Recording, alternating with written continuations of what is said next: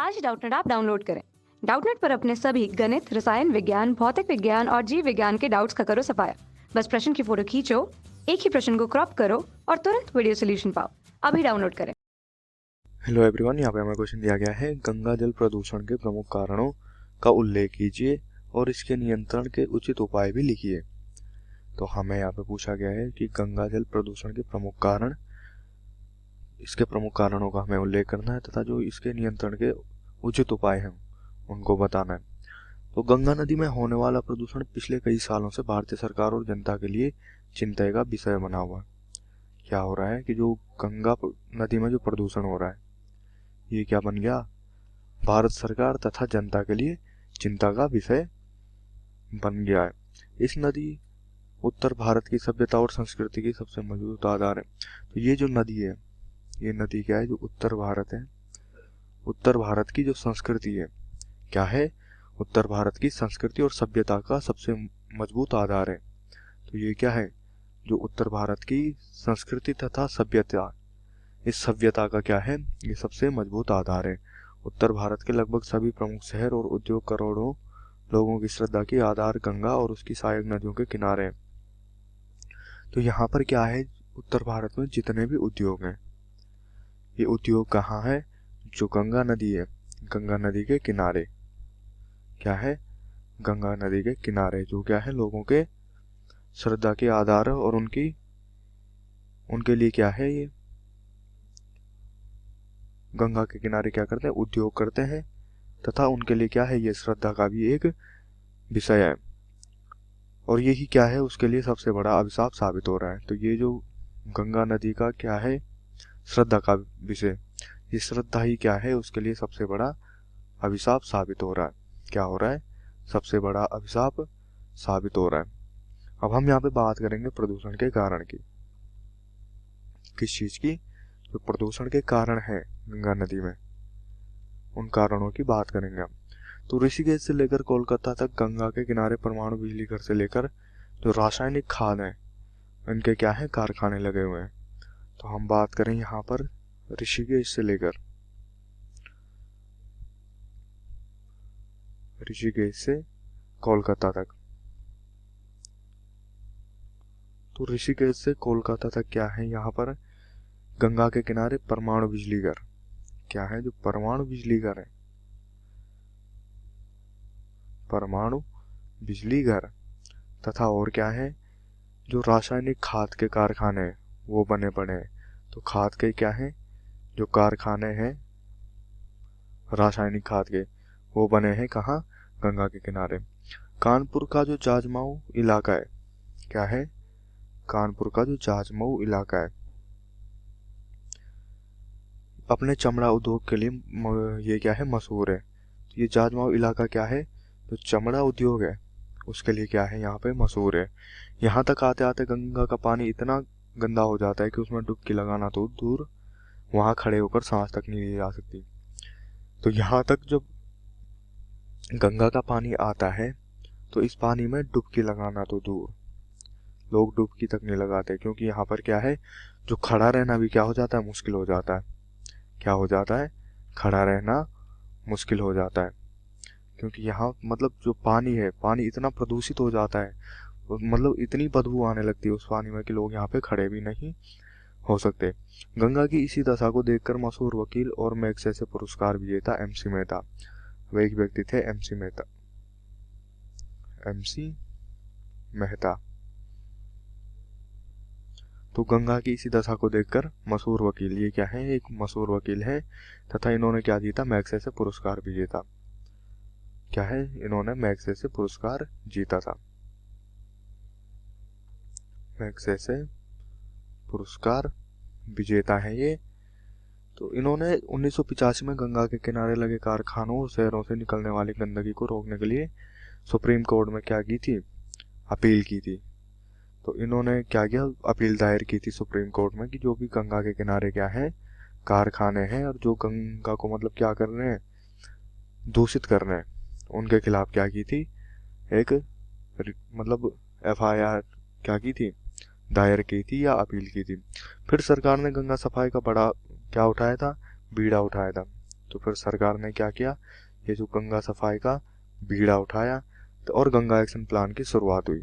तब क्या हुआ, यहाँ पे जो गंगा एक्शन प्लान है, क्या है, गंगा एक्शन प्लान, इस गंगा एक्शन प्लान की क्या हुई, यहाँ पे शुरुआत हुई। तो अप्रैल 1985 में गंगा एक्शन प्लान की शुरुआत हुई। तो ये क्या हुआ, तो अप्रैल 1985 में, कब, अप्रैल 1985 में क्या हुई, जो ये गंगा एक्शन प्लान या गंगा एक्शन प्लान है, इसकी क्या हुई, शुरुआत हुई। और 20 सालों में इस पर 1200 करोड़ रुपए खर्च हुए। और 20 सालों में यहाँ पर क्या हुए, 1200 करोड़ रुपए खर्च हुए। कितने खर्च हुए, 1200 करोड़ रुपए खर्च हुए। इस योजना की बदौलत गंगा के किनारे बसे शहरों और कारखानों में गंदे और जहरीले पानी को साफ करने के प्लांट लगाए गए। तो इस योजना के अंतर्गत क्या किया गया, गंगा के किनारे जो भी बसे शहर हैं और कारखाने के गंदे जो भी क्या है, कारखाने, और उन कारखानों से जो भी गंदा और जहरीला पानी निकलता है उसको साफ करने के लिए प्लांट लगाए गए। तो यहाँ क्या लगाए गए, वहाँ पे प्लांट लगाए गए जो मतलब कारखानों से गंदा पानी तथा जहरीला पानी निकलता है उसको साफ करने के लिए। इनसे गंगा के पानी में थोड़ा सुधार जरूर हुआ, लेकिन गंगा में गंदगी का गिरना बदस्तूर जारी रहा। तो ये प्लांट लगाने के बाद क्या हुआ, थोड़ा सा कम तो हुआ वो गंदगी, लेकिन जो गंगा का पानी में क्या था, गंदगी का गिरना क्या था, बदस्तूर था, मतलब जारी रहा। क्या रहा, ये गंदगियों का गिरना यहाँ पे जारी रहा। अंत में यह समझा गया कि गंगा एक्शन प्लान असफल हो गया। और अंत में क्या समझा गया कि ये जो गंगा एक्शन प्लान है ये मतलब असफल हुआ, ये किसी काम का नहीं रहा। इस प्लान की सबसे बड़ी खामी शायद ये थी कि उसमें गंगा के बहाव को बढ़ाने पर कोई ध्यान नहीं दिया गया। तो इसमें क्या थी, इस प्लान की जो सबसे बड़ी खामी थी, जो गंगा का प्रभाव था, क्या था, गंगा का प्रभाव, या जिसको क्या कहते हैं प्रवाह। इस प्रवाह में क्या, इस प्रवाह की ओर क्या नहीं, ध्यान नहीं दिया गया था, क्योंकि यहाँ पर क्या हो रहा था, प्रवाह में बढ़ोतरी हो रही थी। गंगा में ग्लेशियरों और झरनों से आने वाले पानी को तो कानपुर से पहले ही नहरों में निकाल लिया जाता है। अब यहाँ क्या होता है, जो गंगा में झरनों से तथा नदियों से पानी आता है, क्या आता है, जो गंगा में झरनों से तथा जो ग्लेशियरों से, तथा किससे, जो ग्लेशियरों से पानी आता है, इस पानी को क्या किया जाता है, कानपुर में आने से पहले ही क्या किया जाता है, नदी से हटा दिया जाता है। किसकी मदद से, नहरों की मदद से। किसकी मदद से, नहरों की मदद से क्या किया जाता है, इसमें कानपुर से पहले ही नहरों में निकाल दिया जाता है। जमीन का पानी गंगा की धारा बनाए रखता है, लेकिन जो नंगे पहाड़ों से कटकर आने वाली मिट्टी क्या होती है, गंगा की गहराई कम करके अब इस स्रोत को भी बंद कर दिया।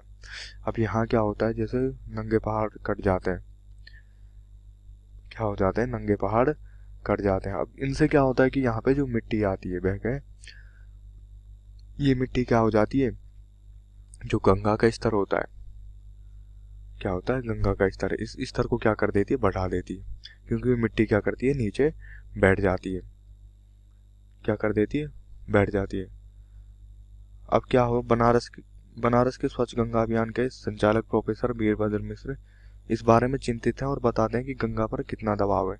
अब गंगा पर क्या है कि मतलब कई क्या होती है, जो गंदी नाले, जो गंदी नालियाँ होती हैं, या कई मतलब जो कारखाने होते हैं उनका जो गंदा पानी होता है, वो पानी तो प्रवाहित किया जाता है। क्या किया जाता है, प्रवाहित किया जाता है।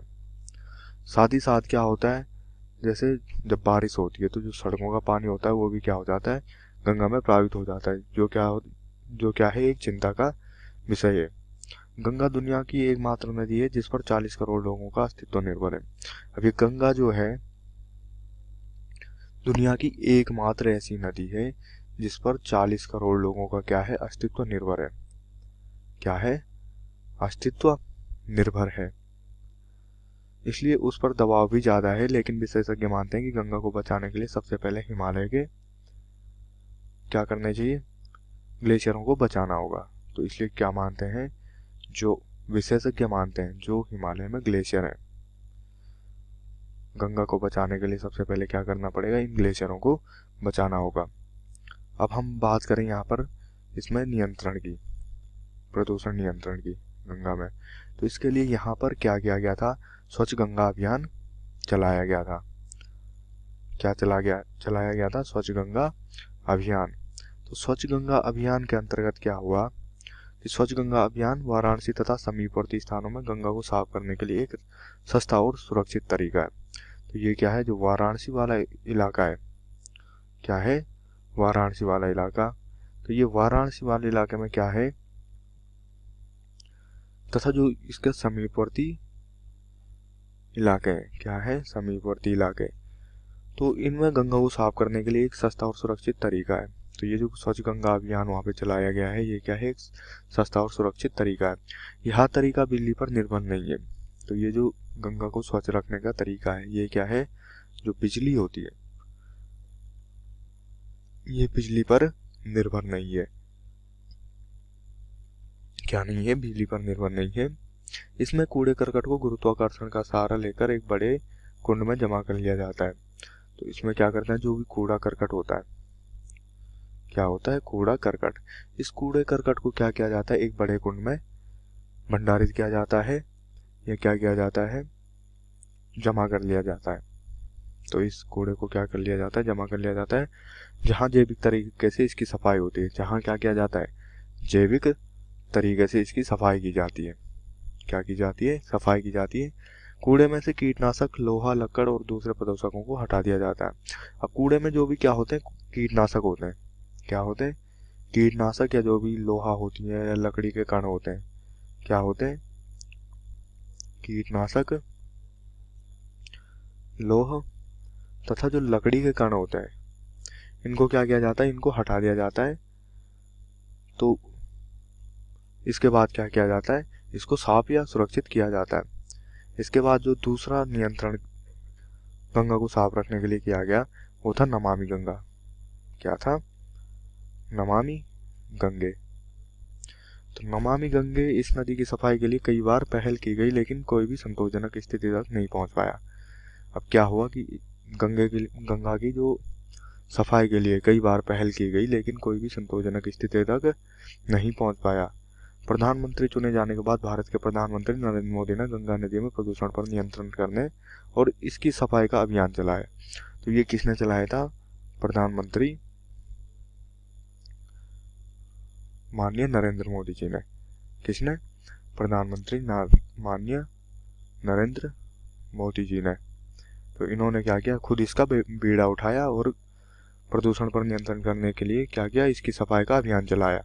इसके बाद उन्होंने जुलाई 2014 में भारत के आम बजट में नमामि गंगा नामक एक परियोजना का आरंभ किया।